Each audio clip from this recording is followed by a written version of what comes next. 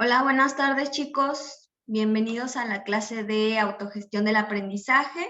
El día de hoy vamos a iniciar con la semana número 3 de autogestión. Entonces vamos a tener esta clase grabada para que ustedes que están en aula virtual puedan seguir las actividades de esta semana. ¿Ok? Voy a proyectar la pantalla para que podamos ver la presentación del día de hoy.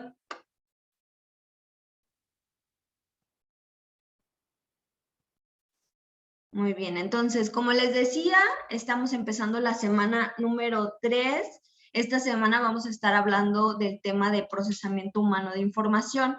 Hasta ahorita, ustedes ya hicieron una actividad en la que estuvieron haciendo un mapa mental con diferentes conceptos que vamos a usar en la clase del día de hoy. Entonces, ustedes ya van a estar familiarizados con esos conceptos que vamos a ver. El objetivo de la clase del día de hoy es que al finalizar la sesión seremos capaces de reconocer las fases del procesamiento humano de información y su importancia en nuestro aprendizaje. Entonces, vamos a ver un proceso que es un poco, podría decirse complejo, pero en realidad es algo que sucede día con día en nuestro aprendizaje. Vamos a tener algunos momentos de nuestra clase del día de hoy y pues nuestro tema principal es el procesamiento humano de información. Y bueno, primero quisiera que habláramos un poco sobre qué es el aprendizaje y cómo se va dando este proceso de aprendizaje a partir del procesamiento humano de información. El aprendizaje, ustedes ya estuvieron investigando el concepto, ya hicieron su mapa mental, y como ustedes ya saben, es el proceso de modificar y adquirir habilidades, conocimientos, conductas y valores mediante la experiencia y el razonamiento. ¿Qué quiere decir esto? El aprendizaje permite que cada uno de nosotros vayamos cambiando, vayamos cambiando a lo largo del tiempo y con el tiempo vayamos adquiriendo o vayamos teniendo nuevas habilidades, podamos hacer cosas que antes no sabíamos cómo se hacen, tenemos nuevos conocimientos, conocemos sobre muchos más temas, podemos hablar de muchas más cosas y también conductas y valores, porque acuérdense que cada uno de nosotros aprendemos tanto en casa como en la escuela o en los diferentes entornos, pues cómo debemos comportarnos, ¿ok? No es la misma forma que nos comportamos primero cuando éramos bebés, cuando éramos niños, y tampoco es la misma forma en cómo nos comportamos en la casa, en la escuela. Ustedes están empezando a aprender cómo deben comportarse en el CONALEP, qué reglas deben de seguir, cómo deben de ir en su uniforme. Entonces son conductas y valores que ustedes están aprendiendo. Entonces, como ven también en el concepto de aprendizaje, el aprendizaje no solo se da en la escuela, o sea, no solamente vamos a la escuela y dicen, vamos a la escuela a aprender, sí, pero no solamente aprendemos en la escuela, también aprendemos en nuestra casa, aprendemos en nuestro recorrido de la casa a la escuela, aprendemos con nuestros amigos, por eso dice que aprendemos a través de la experiencia y el razonamiento. A veces no necesitamos como el experimentar una cosa por nosotros mismos para saber que esa situación va a tener alguna consecuencia, ¿ok?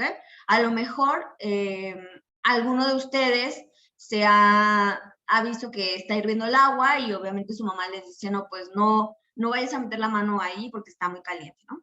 Nosotros no necesitamos saber, no necesitamos ir y meter la mano para saber, para aprender que esa conducta es peligrosa, ¿ok? Entonces, por eso podemos también aprender a través de nuestro razonamiento. Sabemos que va a haber una consecuencia de tocar cosas que tienen una alta temperatura, es a partir de la experiencia y el razonamiento.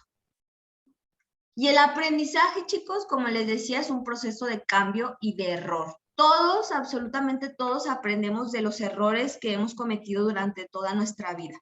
El error es parte de nuestro aprendizaje, porque si nosotros no nos equivocamos o no nos equivocáramos, no podríamos conocer cuáles son las pautas que son realmente efectivas o que son realmente correctas para que se dé alguna situación o algo que nosotros estamos haciendo.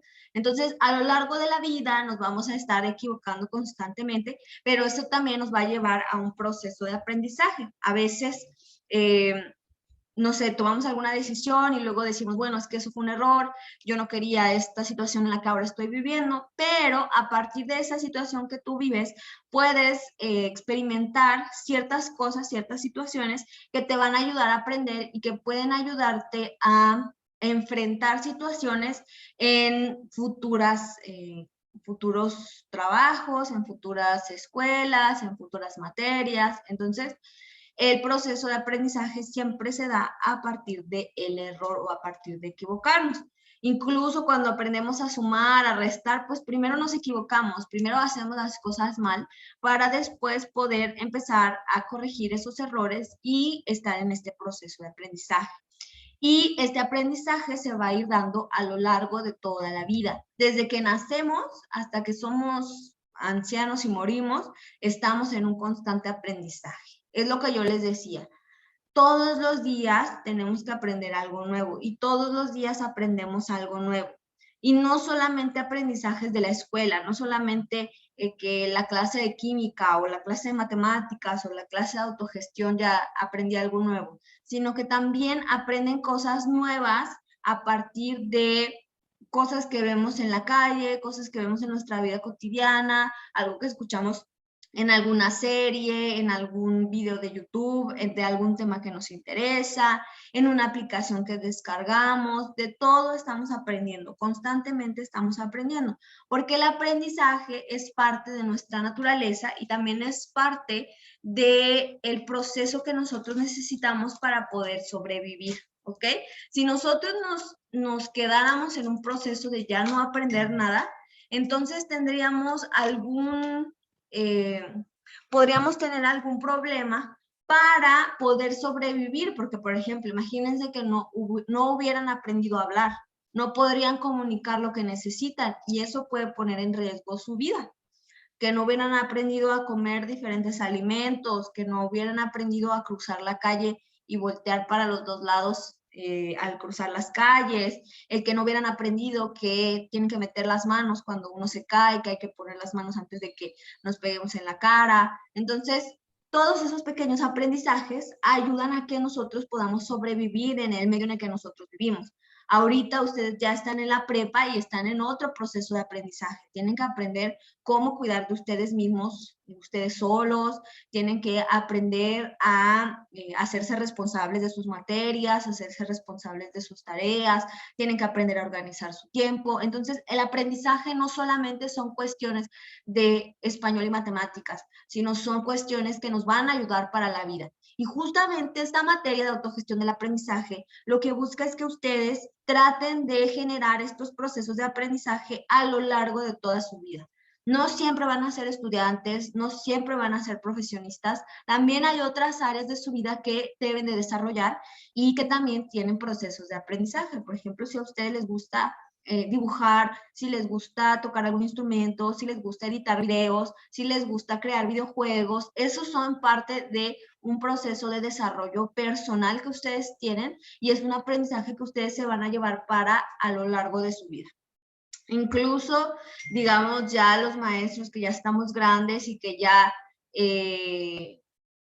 terminamos la universidad, ya terminamos de formarnos en la escuela, aún así seguimos aprendiendo todos los días. Cada día que trabajamos, cada semestre nuevo, son nuevos aprendizajes. Por ejemplo, muchos maestros tuvimos que aprender a usar estas plataformas de Zoom, de Meet, aprender a grabar los videos, a subirlos a YouTube, que son cosas que antes no sabíamos hacer o no hacíamos. Y siempre por eso estamos aprendiendo, ¿ok? Siempre, siempre vamos a estar aprendiendo. Eso nunca se va a terminar. ¿Y qué es la autorregulación del aprendizaje? Bueno, ya dijimos que el aprendizaje pues es este proceso de adquirir nuevos conocimientos, nuevas habilidades y nuevas conductas. Pero ¿cómo autorregulamos nosotros nuestro propio proceso de aprendizaje? Esto es un poco del núcleo de la materia, de lo que es lo más importante de la materia, porque ustedes tienen que aprender estos procesos que ven en la diapositiva. La planificación, el ponerse metas, el ser autoeficaces, el tener autoconciencia y el ser proactivos de su propio aprendizaje. La planificación quiere decir que cuando yo tengo un tema o alguna inquietud que quiero aprender, primero tengo que ver pues cuánto material tengo que consultar, si es un tema fácil, a lo mejor solamente busco algunas cosas en internet, si es un tema un poco más difícil, a lo mejor voy a necesitar ver videos, leer libros y preguntarle a alguien más sobre cómo se resuelve ese problema o sobre ese tema. Tengo que plantearme metas para que yo pueda saber si eso que yo estoy aprendiendo realmente estoy cumpliendo con esa meta o me falta algo para alcanzar esa meta.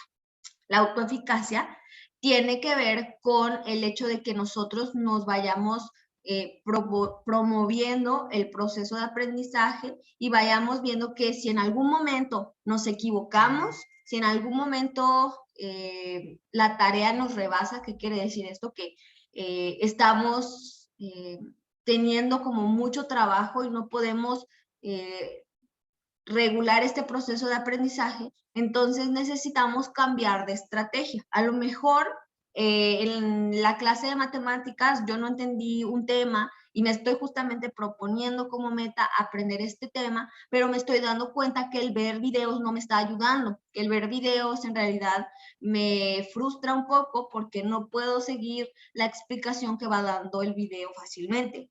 Entonces, necesito cambiar mi estrategia. Y al cambiar mi estrategia, puedo decir, bueno, ok, no me sirven los videos, a lo mejor lo que yo necesito es realmente irle a preguntar a un compañero o al profesor cómo se resuelven estos problemas de matemáticas y que él poco a poco me vaya diciendo paso a paso cómo lo debo de ir haciendo.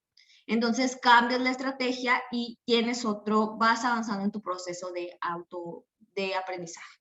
También la autoconciencia es importante porque tiene que ver justo con este proceso previo de reconocer qué nos funciona a nosotros y qué no nos funciona a nosotros. Si nosotros nos conocemos a nosotros mismos en la forma en la que aprendemos, en el tipo de aprendizaje que tenemos o en el tipo de inteligencia que hemos desarrollado más, entonces podemos conocer o pedir ayuda en ciertas áreas que no tenemos a lo mejor tan desarrolladas. Y también esto va de la mano con el siguiente proceso, que es ser proactivo. ¿Qué quiere decir ser proactivo? Que cada uno de nosotros vayamos buscando las soluciones a poder aprender ese tema o a poder sacar adelante alguna tarea. ¿Okay? Entonces, que cada uno de ustedes, el tomar la proactividad es no decir, ay, bueno, ya no entendí el problema de matemáticas, no le entiendo los videos y ya me voy a quedar ahí. Ya no voy a hacer nada porque no le entiendo y cuando vengan los exámenes y cuando repruebe, pues yo le voy a decir al maestro que yo no entendí nada, pero ya está al final. En ese caso, pues no estamos siendo proactivos. Ser proactivo es decir, ok, no estoy entendiendo, no me está quedando claro, qué es lo que puedo hacer, no me funcionan los videos, qué otras estrategias tengo que me puedan ayudar a entender este tema. Puedo descargar el Khan Academy y repasar ahí, puedo ir con el maestro, puedo ir con una persona que ya haya pasado por la preparatoria que me ayude a entender el tema. ¿Qué más puedo hacer? Y hacer esas acciones los va a llevar a la proactividad. Y todos estos procesos que ustedes ven aquí implican la autorregulación del aprendizaje. ¿Qué quiere decir esto? Que yo misma, sin que nadie me diga, ni mi mamá, ni mi papá, ni la maestra, sin que nadie me diga, yo solo voy poniéndome estas metas, voy planificando y voy haciendo estas acciones para poder aprender, ¿ok?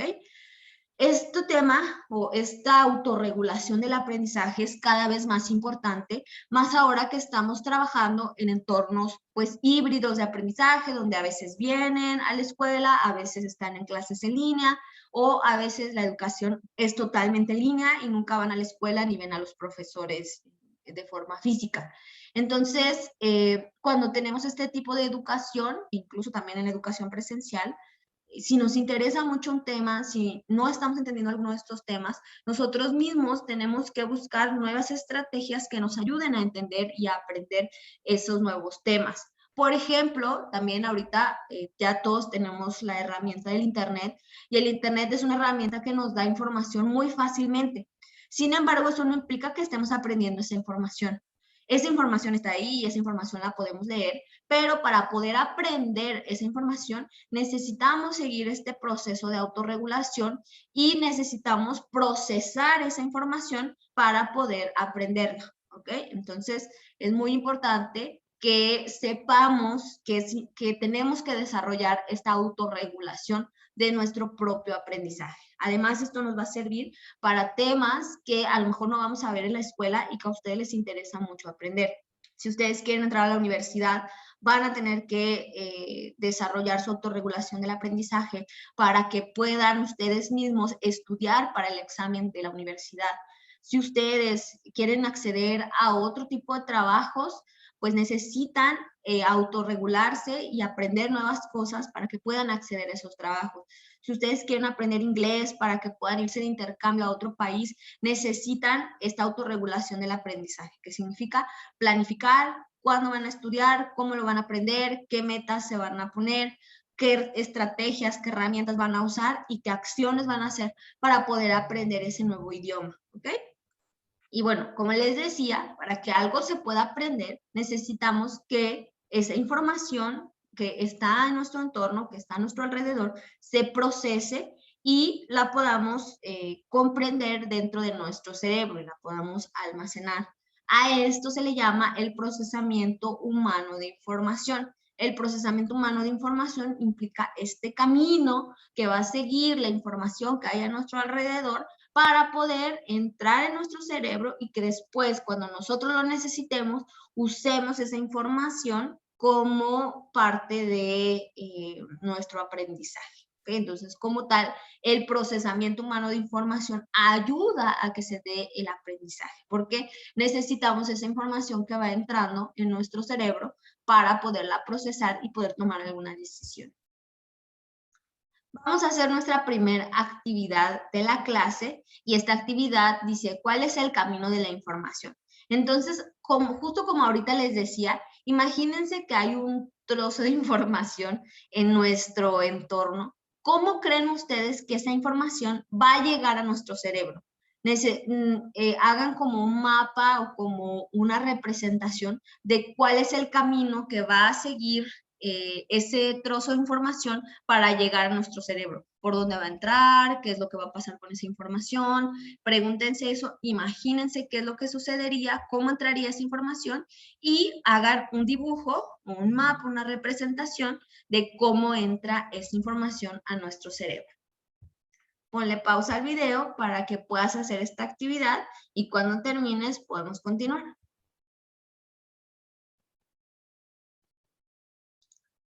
Bueno, una vez que has terminado tu actividad, tu dibujo de cómo llega la información a nuestro cerebro, recuerda que es parte de las actividades de la clase y las vas a tener que subir a la plataforma de territorio o enviar por correo para que se te tomen en cuenta. Vamos a hablar de nuestro primer proceso, pero para empezar a movernos un poquito también para poder encontrar, para poder hablar de este primer proceso, vamos a jugar un pequeño juego. Este personaje que ustedes están viendo en pantalla se llama Waldo. Él pues tiene esta vestimenta y la idea es que en menos de 2 minutos encuentren a Waldo en la siguiente imagen que les voy a proyectar.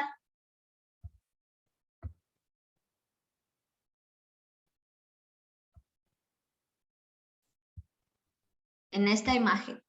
Sé que está un poco borrosa, pero pueden a lo mejor hacer zoom con alguna de en su celular para poder encontrar a Waldo.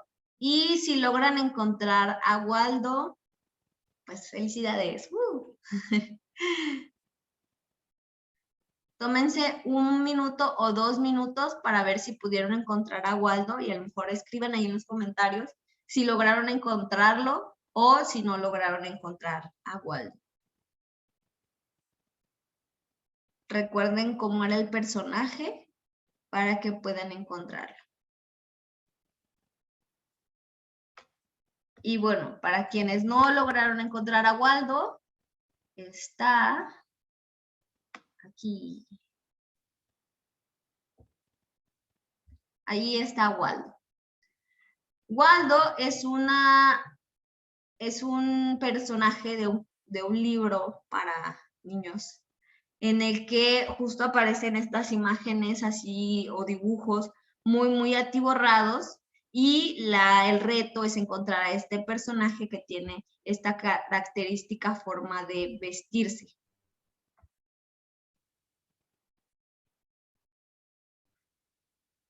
Y bueno, digamos que Waldo es ese trozo de información que nosotros necesitamos que viaje a nuestro cerebro para poder procesar esa información. Aquí en Waldo lo que estamos percibiendo, nuestro primer proceso es la percepción. Lo que nosotros estamos percibiendo con nuestros ojos y la percepción se da con nuestros sentidos es esta información de un personaje que tiene una gorra rojo con blanco, que tiene un peinado de lado, que está usando lentes, que es hombre o es de sexo masculino, tiene un traje a rayas, usa pantalones y también tiene un bastón.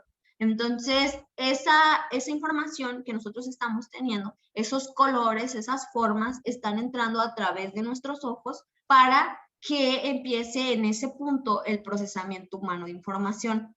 Ahorita estamos hablando de un estímulo visual, que es esta imagen de Waldo, pero la información del mundo que nos rodea entra a través de nuestros sentidos, entra a través de la vista, el olfato, el gusto, el tacto, y lo podemos sentir, o bueno, generalmente no lo estamos sintiendo, pero sabemos que, por ejemplo, ahorita en la tarde se siente calor, a lo mejor sentimos un poco de extraña nuestra piel porque estamos sudando por el calor, o a lo mejor nos está pegando el aire o el clima, entonces estamos sintiendo fresco, estamos sintiendo esa presión del aire contra nuestro cuerpo, estamos viendo ciertos colores, ciertas formas, estamos escuchando, por ejemplo, el video, ustedes lo están procesando con su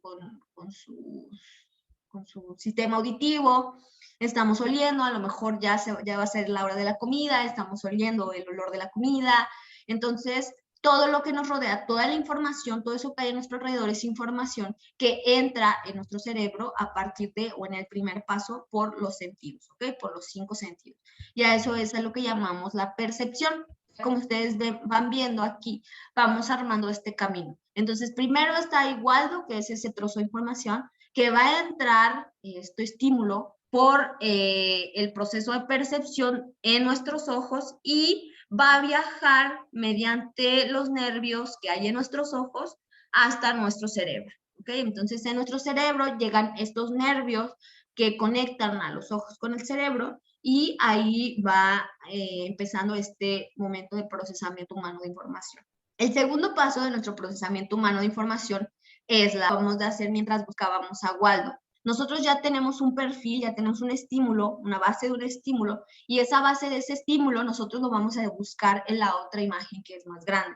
Entonces ya decimos, bueno, yo me doy cuenta que yo me voy a fijar en los lentes, voy a buscar a alguien con lentes. Entonces empiezo a buscar en la imagen y empiezo a buscar a todas las personas que tienen lentes, a ver si en alguna de ellas encuentro a este personaje. Entonces estoy poniendo atención en alguna de las características o en todas las características y estoy usando esa atención para encontrarla en la otra imagen. ¿Okay? Entonces, la atención es el proceso cognitivo que nos permite concentrar nuestros recursos del cerebro en un aspecto de la información.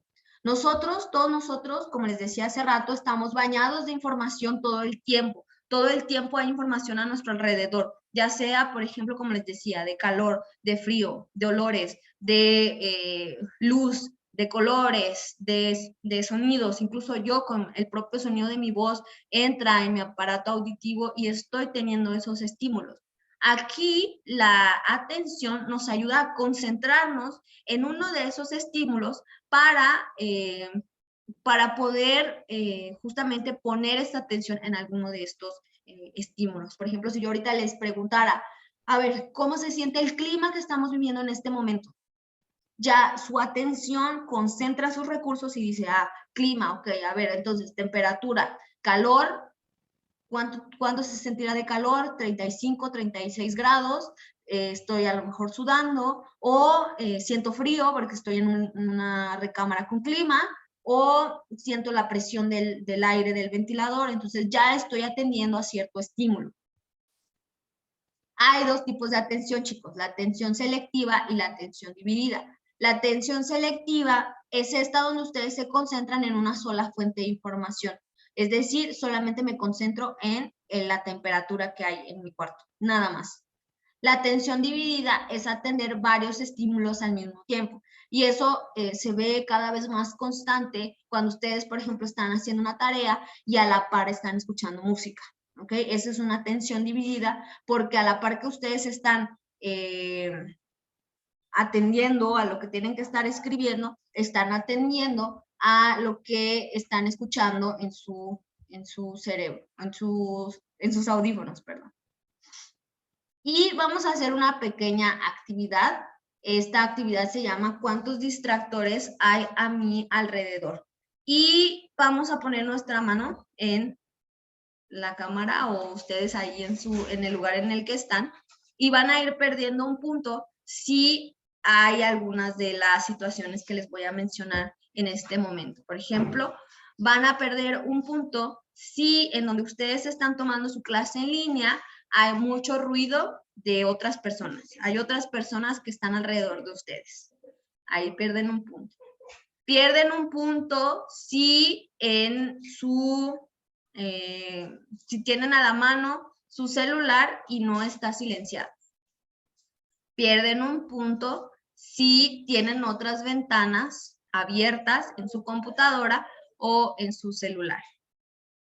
Pierden un punto si a su alrededor se escuchan sonidos como el del panadero, el de los elotes, el de la basura y demás. Y pierden un punto si su espacio de trabajo no está ordenado. Y pongan en los comentarios con cuántos puntos se quedaron para saber cuántos distractores tienen a su alrededor. Y esto es importante conocerlo porque cuando estamos tomando las clases en línea sabemos que hay más estímulos a nuestro alrededor. Tenemos tanto otras personas que están en nuestras casas, la televisión, el internet, los celulares. Tenemos, como no nos está viendo el maestro que estamos viendo en la pantalla, pues podemos estar viendo mejor otros videos en vez de estar en la clase en línea, o a lo mejor estoy acostada en mi cama, o estoy desayunando. Hay muchos distractores cuando estamos en clases en línea. Entonces, vean ustedes que su proceso de atención se va a ver, pues, se va a perder si ustedes están en diferentes estímulos, están atendiendo diferentes estímulos. Como lo vimos, la atención dividida, a pesar de que hay este proceso de atención dividida, pues no estamos atendiendo bien a algunos de los estímulos que estamos atendiendo. Por ejemplo, si estamos haciendo la tarea y estamos escuchando música, es muy probable que estemos atendiendo menos a alguno de los dos estímulos, o estamos atendiendo menos la tarea que estamos haciendo y no estamos entendiendo ni qué estamos escribiendo ni qué estamos contestando, o estamos atendiendo menos a la música y no sabemos ya ni cuántas canciones pasaron, ¿ok? Entonces, por eso es importante que cuando ustedes estén tomando sus clases en línea, traten de estar en un lugar silencioso, traten de tener un espacio ordenado, de tener todos sus materiales a la mano, porque esto les va a ayudar a concentrarse en un solo estímulo que va a ser la clase o que van a ser las actividades de clase que ustedes están haciendo. Y nuestro tercer fase de este procesamiento humano de información es la memoria. Una vez que la información viajó por la percepción a través de los sentidos y después entró en nuestro proceso o nosotros pusimos atención a esa información, ahora sí puede pasar al proceso de memoria. Y tenemos dos tipos de memoria, la memoria a corto plazo y la memoria a largo plazo. La memoria a corto plazo maneja la información del ambiente y está limitada a 7 elementos por 30 segundos. ¿Qué quiere decir esto? Que en la memoria a corto plazo la usamos para cosas que no son importantes, o bueno, no son tan importantes como para que se guarden para toda la vida en nuestro cerebro. Entonces eso puede ser a lo mejor, ¿qué puede ser? Un número de teléfono, a lo mejor estamos copiando un número de teléfono del celular a otro lado y no necesitamos aprendernos ese número de teléfono para siempre, sino solamente lo vamos a traspasar. También puede ser alguna lista de compras, a lo mejor su mamá los manda a la tienda y le dice, me traes una coca, me traes unas papas y pan y jamón, y les da una lista de cosas que deben de comprar, y entonces no es necesario que... Ay. Como les estaba diciendo, entonces tenemos estos dos procesos de memoria, dos tipos de memoria, y la memoria a corto plazo va a ser para estas actividades o estos elementos que no son tan importantes en nuestra vida y los podemos olvidar, por así decirlo, fácilmente, porque dura solamente 30 segundos, a menos que nosotros estemos recordando constantemente esa información. Por ejemplo, si los mandan a la tienda y les dan o les dan 5 cosas que deben ir a comprar, pues a lo mejor ustedes están repitiendo en su mente constantemente qué es lo que tienen que comprar para que no se les olvide en el transcurso de lo que llegan a la tienda. Sin embargo, si hay alguna distracción muy fuerte, es muy probable que pasen esos 30 segundos y se les olvide algo y después su mamá los regañe porque se les olvidó algo de la compra que les mandó a hacer.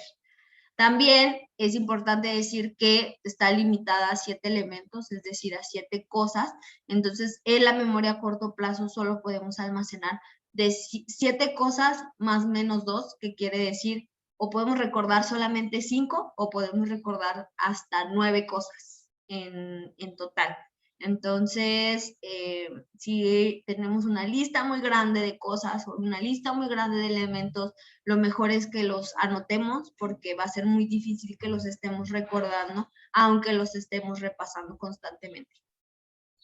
Y la memoria a largo plazo, ahí es donde ya se almacenan ahora sí nuestros recuerdos, nuestros conocimientos sobre el mundo, conceptos, imágenes y cosas que nos van a ayudar a nuestro proceso de aprendizaje y que nos van a ayudar a sobrevivir o a crear una identidad a partir de nuestros recuerdos. Ya son cosas que a lo mejor nosotros recordamos ahora sí de, por ejemplo, el primer día de clases, el primer día que ustedes fueron al CONALEP, o su primer día de clases en la secundaria, o su graduación. Ya son recuerdos que ustedes van a ir almacenando en su cerebro y que pueden acceder a ellos a partir de, pues, el lenguaje.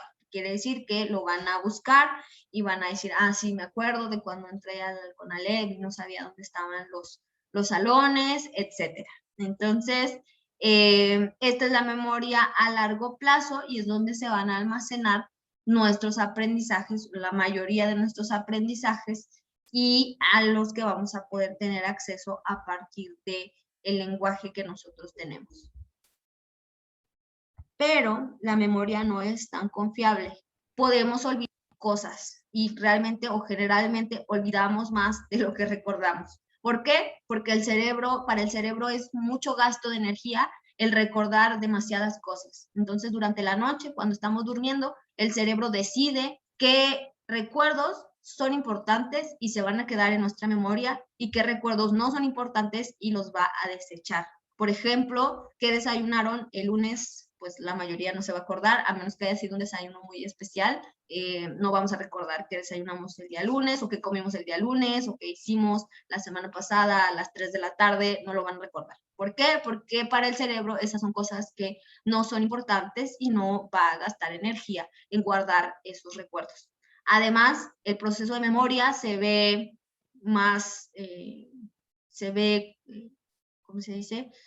Se ve un poco, no sé cómo decirlo, pero si nos distraemos, es muy probable que no recordemos tantas cosas. También los recuerdos tienen una caducidad, que quiere decir que podemos, o en cierto tiempo, ya no son relevantes. Por ejemplo, a lo mejor algún aprendizaje que ustedes tuvieron en la primaria, ya para este momento no es relevante, entonces el cerebro lo olvida. A eso se refiere la caducidad, que hay recuerdos que van a ir perdiendo su importancia y por eso el cerebro pues los va a ir desechando, los va a ir olvidando. También ciertas experiencias traumáticas pueden hacer que olvidemos ciertas cosas o olvidemos una situación completamente de que nos haya sucedido. Esto por el estrés o lo traumante que ha sido ese momento, esa situación. Y la tecnología también está contribuyendo a que cada vez recordemos menos cosas. Sabemos que en la actualidad hay muy poca gente que se sabe los números de memoria, incluso su propio número de teléfono no se lo sabe de memoria. ¿Por qué? Porque podemos acceder fácilmente a él en nuestros dispositivos móviles. Información que antes otras generaciones pasadas recordaban como fechas, capitales, países, un montón de información que podían recordar.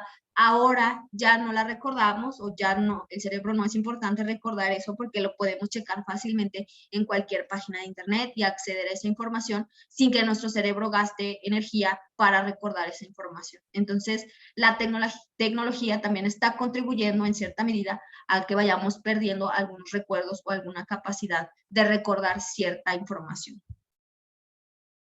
Pero, ¿qué les pueda a ustedes ayudar a recordar más? Hay algunas estrategias que pueden ayudarles a tener unos mejores recuerdos o que su cerebro esté en unas mejores condiciones para recordar más cosas. Y la primera de ellas es asociar sus aprendizajes nuevos con otros aprendizajes que ustedes tengan de otro momento o que sean relevantes para ustedes. Por ejemplo, hay una mnemotecnia muy fácil o que nos enseñan a veces en la escuela. Por ejemplo, en matemáticas nos enseñan la regla del sándwich o algo así, que es para dividir fracciones. Entonces, vamos asociando con esa regla cómo tenemos que hacer ese procedimiento. Hay diferentes formas en las que podemos, a lo mejor si hay muchos elementos que tenemos que recordar en un examen, a lo mejor hacemos una frase que nos ayude a recordar cada uno de esos elementos por sus iniciales y eso nos puede ayudar a recordar más cosas. También recuerden que dormir bien, un sueño adecuado, una alimentación balanceada y un bienestar general de su cuerpo puede ayudarles a recordar más porque su cerebro está en mejores condiciones, tanto de generar o de procesar la información de una manera más adecuada, como de recordarla y de hacer este proceso de recordar esa información. Y la última cosa que nos puede ayudar es la meditación, porque la meditación ayuda a calmar ciertos pensamientos que tenemos en nuestro cerebro y eso puede ayudarnos a que con mayor tranquilidad podamos acceder a ciertos recuerdos o a cierta información. La última actividad que vamos a hacer en nuestra clase del día de hoy es que cada uno de ustedes de manera individual traten de contarle a un niño de 5 años o imaginar que tienen que contarle a un niño de 5 años cómo viaja la información a su cerebro, o sea, explicarle el procesamiento humano de información a un niño de 5 años. Traten de hacerlo de una manera que sea creativa y que sea también atractiva para los niños que tienen esa edad. Piensen cómo pueden ustedes explicarles este proceso de una manera muchísimo más sencilla y con ejemplos que tengan que ver con cosas que los niños ven a su alrededor. ¿Ok? Entonces, esta es nuestra última actividad. Imaginen que van a hacer esta explicación y esta explicación la van a grabar en un audio y la van a subir a su tarea de territorio para que podamos tomar la asistencia a la clase del día de hoy. Como cierre de clase, les pido que escriban en los comentarios del video de YouTube qué es lo que aprendieron el día de hoy y dónde aplicarán eso que aprendieron el día de hoy en su vida real, en su vida cotidiana. Y con eso terminamos la clase de esta semana número 3. Nos vemos la próxima clase. Recuerden hacer sus actividades de esta clase para que se les puedan tomar en cuenta como su clase del día de hoy y su asistencia del día de hoy.